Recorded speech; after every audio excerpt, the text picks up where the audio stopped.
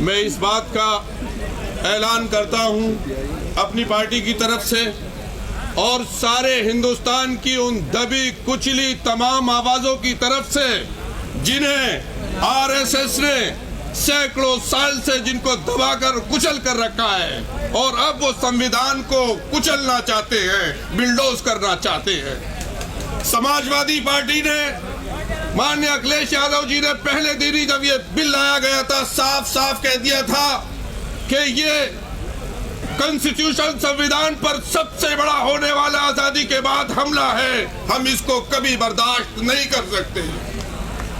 दलितों के ऊपर जो अत्याचार हो रहा है, आदिवासियों के हुकूक जो खत्म हो रहे हैं और सिखों के मामलात में जो दखल अंदाजी हो रही है, ये क्या तमाशा रखा है? आप समझते हैं हम कब तक बर्दाश्त करेंगे? देश की जनता के लोग, देश की जनता के मूड को पहचानिए। सारा ईवीएम से नहीं चलेगा, मुल्क संविधान से चलेगा। अगर कोई इस गलत फहमी में है तो उसको गलत फहमी दूर कर लेनी चाहिए। 24 के पैगाम ने, इंतखाब ने पैगाम दिया।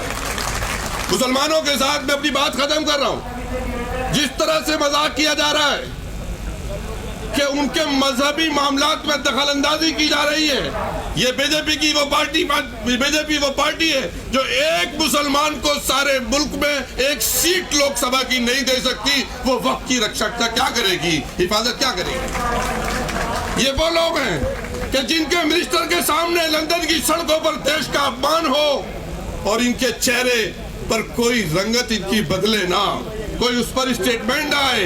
ये कौन लोग हैं?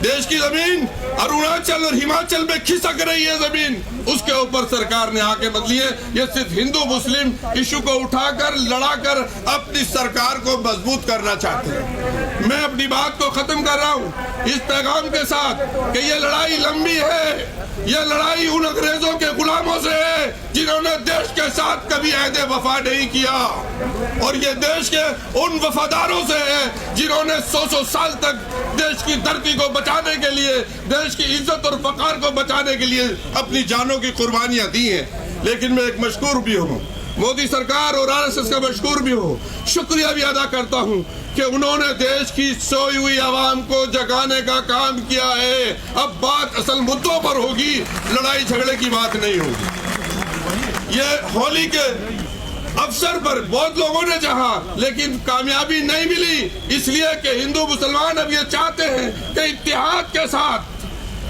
मोहब्बत और भाईचारे के साथ मुद्दों पर देश की तरक्की के लिए बात होगी। अब नफरत की सियासत इस मुल्क में बंद होगी और वक्फ बोर्ड एक बड़ा इशू है। इस पर हम सब लोग, सारे हिंदू मुसलमान सिख ईसाई सब मुत्तहिद हैं।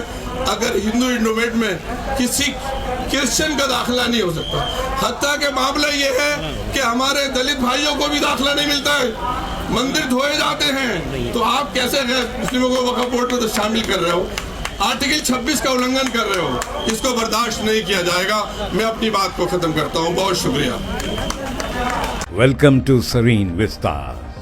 पियर्स कंस्ट्रक्शंस पेश करते हैं शहर हैदराबाद के सरसब्ज शादाब इलाके आराम घर में जदीद तर्ज जिंदगी की तमाम जरूरियात के साथ आरास्ता बावकार प्रोजेक्ट सरीन विस्तार्स। सरीन विस्तार्स का तामीरी काम तेजी से जारी है। अज़्म है कि ये प्रोजेक्ट 1.5 साल में मुकम्मल हो जाएगा। सरीन विस्तार्स सिर्फ 6,500 रुपए पर स्क्वायर फीट के हिसाब से एक बेमिसाल पेशकश फराहम कर रहा है।